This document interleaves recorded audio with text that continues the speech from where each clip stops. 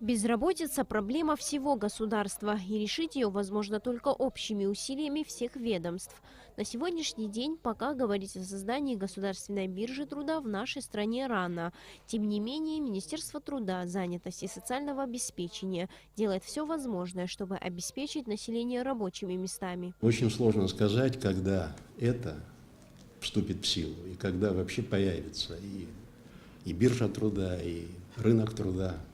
Вот, без чего не может государство существовать и двигаться вперед. Мы работали над созданием нового трудового кодекса, ходили в парламент, обсуждали эти статьи, вот, вносили свои предложения. То есть процесс обычный, это самое. Как более узкие специалисты мы выступали в роли консультантов, но к чему-то прислушались, к чему-то нет. Предложения вносили по статьям, изучали их. Государственная инспекция по труду начала свою работу не так давно. Инспекция проводит проверки по всей стране. Теперь, согласно 151 статье Трудового кодекса, организации должны предоставлять в Управление труда и занятости информацию о наличии рабочих вакансий. В случае неисполнения этого пункта работодатели будут вынуждены выплатить штраф.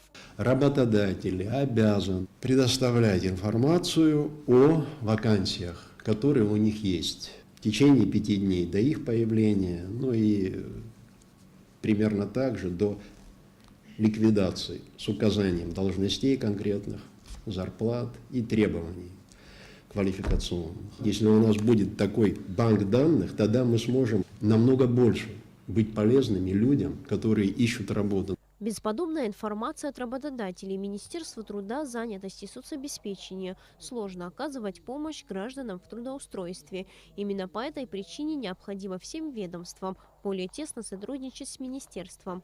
По словам Джона Агарба, только в этом случае будет положительный результат, и люди, которые обращаются в управление занятости, могут быть трудоустроены.